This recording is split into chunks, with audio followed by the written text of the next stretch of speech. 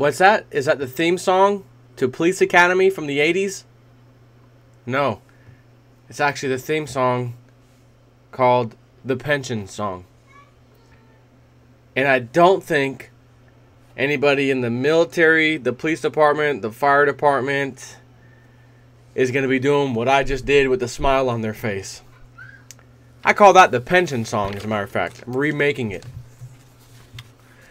The federal agency that insures pensions for more than 40 million Americans last year ran the widest deficit in its 38-year entire history.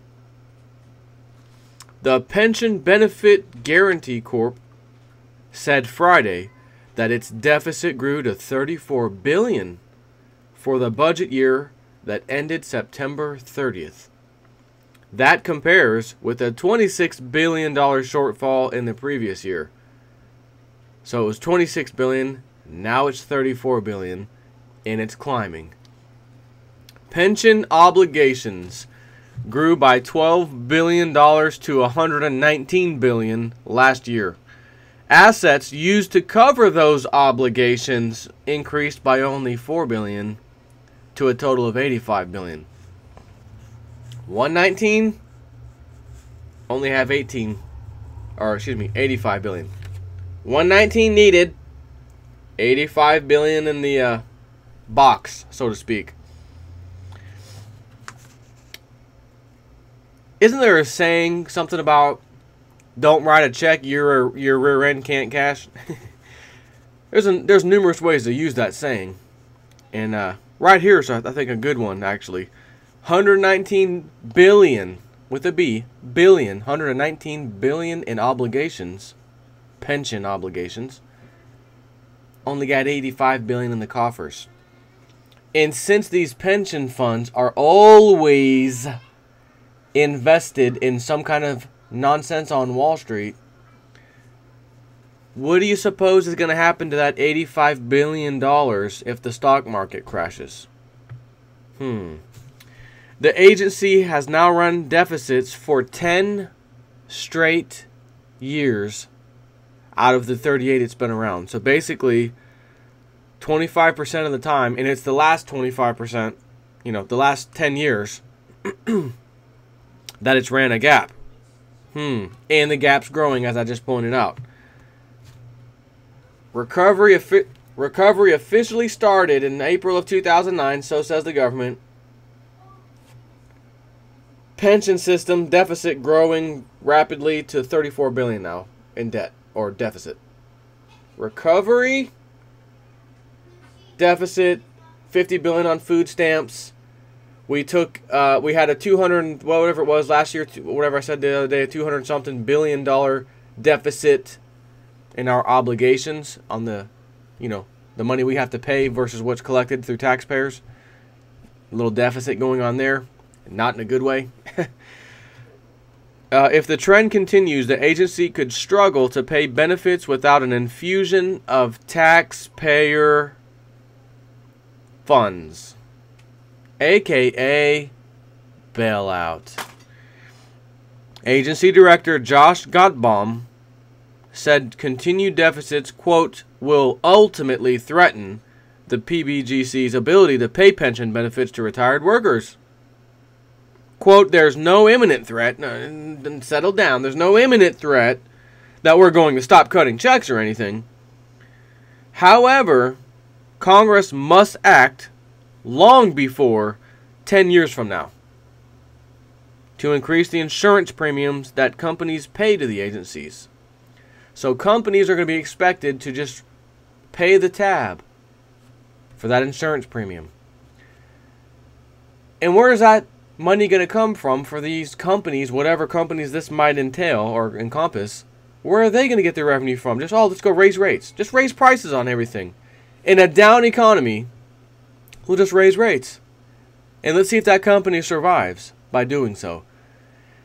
The short answer is very simple. What does history show us about the pension system? And I have talked about this numerous times. The pension system was not created any time in any kind of recent history. There was a pension system back in the Roman Empire 2,000 years ago. I did a couple of different videos on this, the Roman Empire. Just look it up on YouTube, JSnip4, Roman Empire, whatever. Matter of fact, I'm going to post a link for you. I'll find it and I'll post a link for you in the description box. The reason, and this is really the sole reason, I mean, the biggest, I mean, there was multiple reasons, but this is the biggest chunk of reasons why the Roman Empire fell. Unfunded liabilities. Promises and checks that these politicians wrote back then that their rear ends couldn't cash, like today. And again, in the video I did a few days ago, I mentioned, I think it was thanks to Zero Hedge, I believe, there's 3 types of funding or payments, so to speak, that the government has to pay for. 2 of the 3 are always there. They're not going away. So you can forget that. And then the third one is the fiscal cliff we're hearing about lately. We're going to come to an agreement on the fiscal cliff. But that deficit I told you about a second ago, that was 200 and something billion that we, America, was in last year or this year, and the year before that it was like 172 billion. So it went from like 172 or 176 billion to like 230 billion this year. And that does not include the fiscal cliff. That includes all the payments we have to make on everything we have to make, Social Security, tax on the debt, I guess the debt or whatever, a couple of things. So why are we even hearing this crap on TV? Fiscal cliff, fiscal cliff. Fiscal cliff. We're going to hammer this out. I can just see the Roman people back in 2,000 years ago, the same politicians, the parliament, the Senate, the Roman Senate. We are going to hash out the fiscal cliff. Don't tell these people that we are already not able to pay our normal bills, not including the fiscal cliff. Keep promising them pensions. Keep promising them they'll get their paychecks. Just long enough for me to collect a few more of my own and then retire urgently. Hear he, says the Roman bozo senator. We have the same problems today. Mark my words. I don't care if it's 10 years from now. Mark my words right now. The pension system is going away. Unfunded liabilities are going away. And anyone out there who has a pension, who may think in their mind, I earned this pension. It was promised to me 20 years ago, and I'm going to just start collecting it recently. I'm going to get that pension. I'm going to get it to the full extent of my life. Hold on. Sound effects.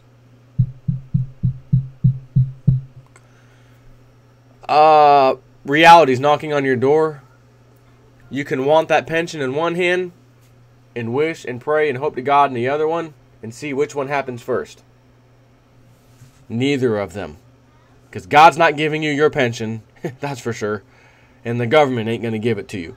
When the time comes, and trust me, when the time comes, you won't have any way to fix things because the person who will be in charge of your country, running things, there will be no democracy. It'll be plain as day that we're far from democracy, and even the most bozo sheepish person is going to understand, oops, I haven't been paying attention, and I'm kind of partially to blame for what's happened to my country.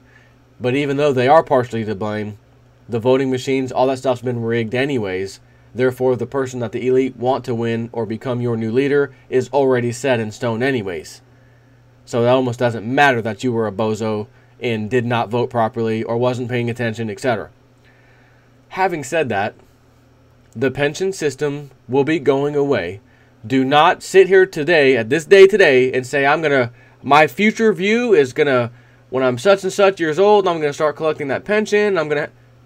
Forget that pension even exists and do this instead. Pretend you never had it. And if it ever comes or it's coming now, pretend it may go away. Or if you haven't gotten it yet and you're expecting it, pretend that if it does come, it's a bonus. Don't plan your life around it. Take care.